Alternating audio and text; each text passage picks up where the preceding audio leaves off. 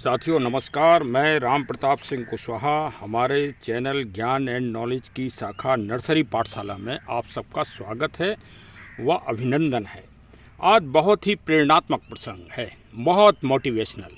आपने ऐसे प्रसंग कम ही सुने होंगे। तो चलिए आज चर्चा करते हैं। और आज बहुत प्रेरणात्मक दिन है, ये 19 नवंबर। ये वास्तव में बहुत ही प्रेरणात्मक है और बहुत मोटिवेशनल डे है।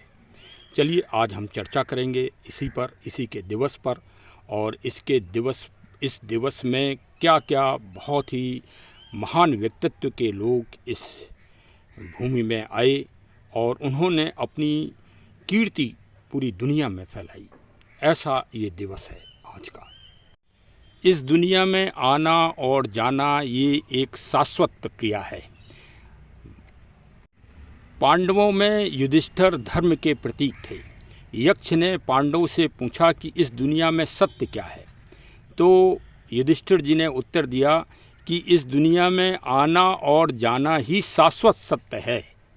तो चलिए, ये तो एक विडंबना है, लेकिन हम आज शुरुआत करेंगे पहले जन्मों से और फिर गमन से। तो चलिए आज जुड़े अवश्य रहिए और बहुत ही मोटिवेशनल और प्रेरणात्मक आज बात को सुनिए। आज भारत क्या, दुनिया के विश्व पटल में दो महान विभूतियां आईं। और भारत चूँकि नारी शक्ति से ओतप्रोत है, नारी महिमा से ओतप्रोत है। यहाँ वास्तव में अगर आप देखें तो भारत के इतिहास में महिला प्रधानता रही है और महिलाएं क्रांति की सूचक भी रही हैं।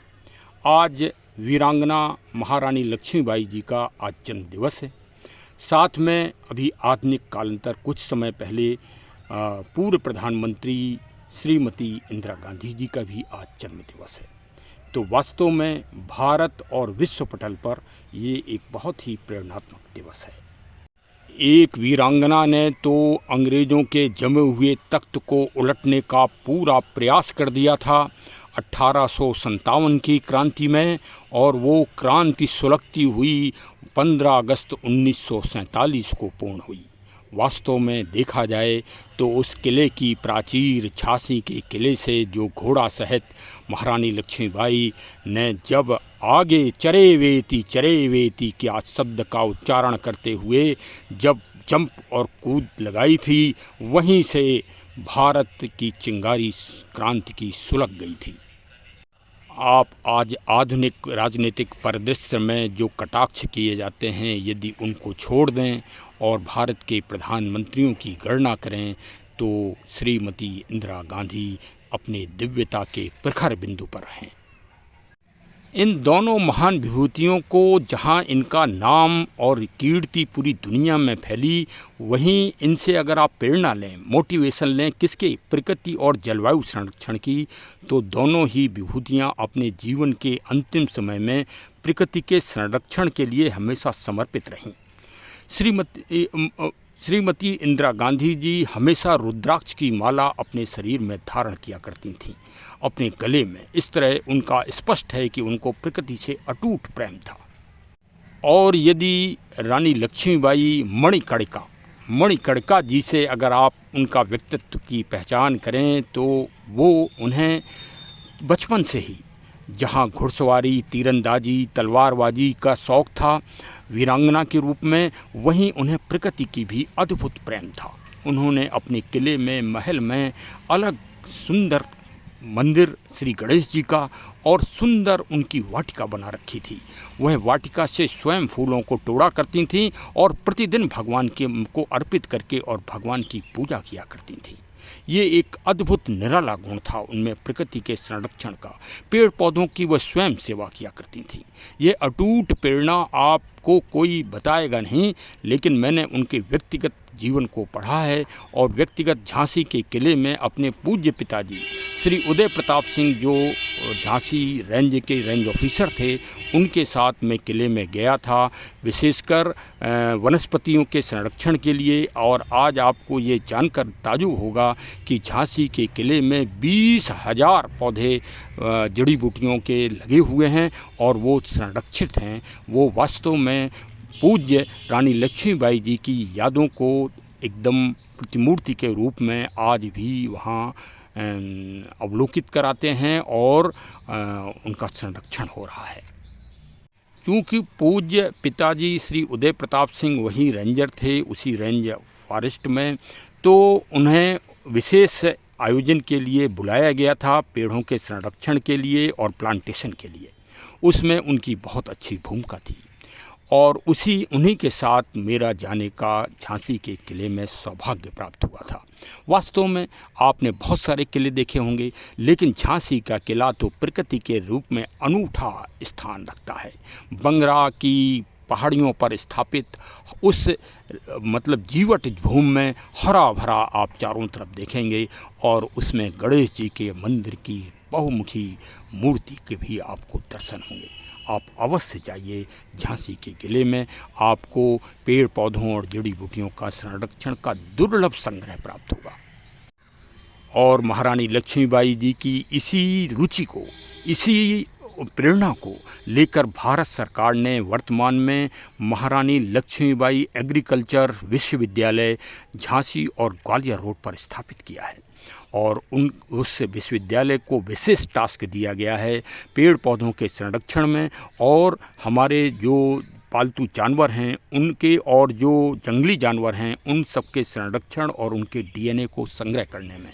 यह जानकारी कम ही लोगों को होगी क्योंकि हमारे जो समाचार एजेंसियां हैं वो इन महान चीज़ों को आपको अवगत कराने में उनको कोई रुचि नहीं है, क्योंकि उनका कोई इससे मतलब कोई सिस्टम बढ़ता नहीं है, इस कारण उन्हें कोई इसमें रुचि नहीं है। लेकिन आप भारत के नागरिक हो, आपको अपने इतिहास को संजो कर रखना होगा। यदि आप इन महान सपूतों के, इन महान लोगों के इतिहास को और इनकी प्रेरणाओं और इनके मोटिवेशन को आप संरक्षित नहीं रखेंगे तो आपका अस्तित्व ही धीरे धीरे समाप्त हो जाएगा। चलिए, आज जितने भी पूज्य मैंने आपको नाम बताए, श्रीमती इंदिरा गांधी जी, महारानी रानी लक्ष्मीबाई जी, पूज्य पिताजी श्री उदय प्रताप सिंह जी की याद, आज सभी से प्रेरणा लेकर मुझे अपने पूज्य पिताजी से भी वृक्षों को, पेड़ पौधों को लगाने की एक प्रेरणा प्राप्त हुई है। देखिए, आज मैं अंजीर का पौधा अपने घर में रोपित कर रहा हूँ। सामने ये भी छोटा सा ज्ञान ले लीजिए कि वास्तव में जैसा उन्होंने बताया मैं उसी तरह से पौधे को लगा रहा हूँ। गमले में देखिए छोटे छोटे टुकड़े डाल दिए हैं, ईंट और रोड़ी डाल दी है और अभी इस पॉलीथीन को मैं बहुत सावधानी से निकालूंगा, पेड़ को सुरक्षित निकालूंगा जिससे पिंडी न टूट जाए। ये मिट्टी मैंने तैयार कर रखी है, बहुत ही अच्छी है। इसमें मैंने बट वृक्ष के पत्ते डाले हैं पौष्टिक खाद के लिए, क्योंकि ये जीवाश्म का काम करता है।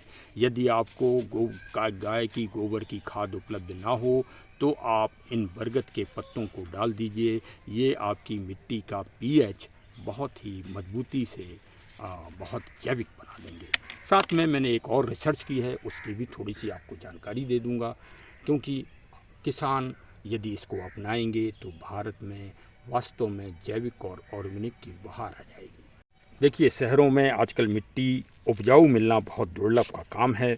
ये मेरे मिट्टी है, इसको मुझे उपजाऊ बनाने के लिए मैं इसमें वैदिक एग्रो भूविटा AWPL की इस खाद को डालूंगा, जो soil conditioner for growth and development of the plant है एंड इको फ्रेंडली प्रोडक्ट है। इसका मैं इसमें उपयोग करूंगा तो मिट्टी के जितने भी मिनरल्स हैं वो सब ओके हो जाएंगे और इसका पीएच बहुत अच्छा हो जाएगा और मैं इसका आपको अपडेट भी दूंगा। तो इस तरह से आप इस किसान भाइयों से और जो बागवानी को विशेष शौक़ रखते हैं उनसे निवेदन है कि इस खाद को डालें। ये जैविक है, ऑर्गेनिक है। रसायन खादों का उपयोग और कीटनाशक पेस्टिसाइड्स का उपयोग मत करें। इनसे भयंकर बीमारियां हो रही हैं जिसमें कैंसर नंबर 1 पर है, क्योंकि जब प्रदूषित चीज़ हमारे शरीर के अंदर जाएगी तो उसी के साथ वो अपना कुछ न कुछ असर दिखाएगी। तो चलिए, आज हम पेड़ रोपित करके आपको दिखा ही दें। और वास्तव में आज का दिन बहुत ही मोटिवेशनल और प्रेरणात्मक दिवस है और हम सबको अपने पूर्वजों से अवश्य ही ज्ञान लेना चाहिए। उनकी जो अच्छी आदत है, अच्छी जो एक प्रेरणा उन्होंने आपको दी है, आपको ज्ञान दिया है, आपको सिखाया है, उसको एक दिन अवश्य याद करें और उससे प्रेरणा लेकर अवश्य छोटा छोटा कार्य करें। आपको अवश्य बहुत खुशी प्राप्त होगी और बहुत आनंद आएगा। अब आप देखिए, सावधानी से मैंने पिंडी के पॉलीथीन को निकाल दिया है। कहीं भी पिंडी मेरे पौधे की टूटी नहीं है, देखिए। और इसमें कोई जड़ इतनी बड़ी नहीं है जिसको हमें काटना पड़े। अतः हम गमले के में मिट्टी भर देंगे और फिर बीचों बीच गमले में पौधे को रख देंगे। आप देखिए पूरी तरह से। अब बस मिट्टी को भरना है। अब इसमें हम ये जैविक भूविटा खाद को इसमें इस तरह से डाल देंगे। बस आप ये समझिए, अब हमें कोई और खाद नहीं डालना है, यही खाद पूर्ण हो गई, समझ लीजिए बस। और इसी से मिट्टी को मैं पूरा पीएच हमारी मिट्टी का बहुत अच्छा हो जाएगा और पौधे में बहुत अच्छा विकास होगा। अब इस गमले को हम मिट्टी से भर देंगे, पूरी तरह से यहाँ तक भरेंगे और इसके बाद फिर मिट्टी को हम पूरी तरह से काफ़ी टाइटली दबाएंगे, जिससे कोई एयर पॉकेट न रह जाएं इस मिट्टी में और हमारे जड़ों के बीच में। ये देखिए, ये लकड़ी हो तो इसको निकाल दीजिए, ये डोर वोर सब निकाल देना चाहिए और इस तरह से आप अपने पौधे को अच्छी तरह से रोपित करेंगे। अभी मैं रोपित करके आपको दिखाऊंगा। ये देखिए, अब पेड़ पूरी तरह, ये देखिए अब पौधा पूरी तरह से लग गया है। इसको बहुत आराम से इसको मिट्टी को पूरा दबाइए नीचे तक, जिससे जड़ पूरी तरह से बैठ जाए। और अब अगला काम शेष है कि इसमें जल मतलब वाटर, पानी को डालना है। आखिर कभी आपने मंथन किया कि जल और पानी पे कब्जा करने के लिए सुर और असुरों में ही संग्राम हुआ सबसे पहला। और सबसे पहले सनातन और भारतीय व्यवस्था में जल की ही पूजा की जाती है। ये भी बात सत्य है, क्योंकि जल ही जीवन है। अब ये देखिए, पूरा भर दीजिए इसको, यद्यपि जिससे पूरी मिट्टी बैठ जाए। और जल के देवता कौन है, ये बात आपको मालूम है कि जल के देवता वरुण हैं। और रावण जो सुर संस्कृति का सम्राट था, वो वरुण पर ही कब्जा करने का प्रयास हमेशा करता रहा, क्योंकि वो जानता था कि अगर जल पे कब्जा हो गया तो हमने मानव के जीवन पे और सृष्टि के जीवन पे कब्जा कर लिया। तो चलिए फिर इस पर एक आध दिन हम ब्लॉग बनाएंगे वरुण देवता के ऊपर, क्योंकि वरुण देवता की ही सबसे पहले पूजा और स्थापना की जाती है। जो कलश स्थापित करते हैं ना हम, वो वरुण देवता का करते हैं। गणेश जी के पहले अगर कोई देव आते हैं तो वरुण देव आते हैं। तो चलिए देखिए साहब, पानी पड़ गया है पूरी तरह से और सब लबालब हो गया, जिसमें इसमें जो हमने भूविटा खाद डाली है वो मिट्टी में पूरी तरह से मिल जाए, पेड़ की जड़ें पकड़ ले मिट्टी और पेड़ बहुत अच्छा बड़ा हो। चलिए अपडेट आपको समय समय पे देते रहेंगे। आज छठ की पूजा है, षष्ठी देवी जी की पूजा है। आप सभी को बहुत बहुत शुभकामनाएं। और उसमें जल और सूर्य दोनों का बहुत अच्छा महत्व है। सूर्य भी जीवन है और जल भी जीवन है। तो चलिए साहब, सबको बहुत बहुत शुभकामनाएं छठ दिवस पर और आज के प्रेरणात्मक दिवस पर। Thank you. अब एक और निवेदन, प्रकृति के जन जागरण, पर्यावरण, पेड़ पौधों की रक्षा, जलवायु परिवर्तन के दंश की समस्या के समाधान के लिए हमारे चैनल से अवश्य जुड़ जाएं और हमारे चैनल को सब्सक्राइब भी कर दें और मिलने जुलने वालों को प्रेरणात्मक रूप से भेजें। ये एक तरह से आप प्रकृति सेवा ही कर रहे हैं।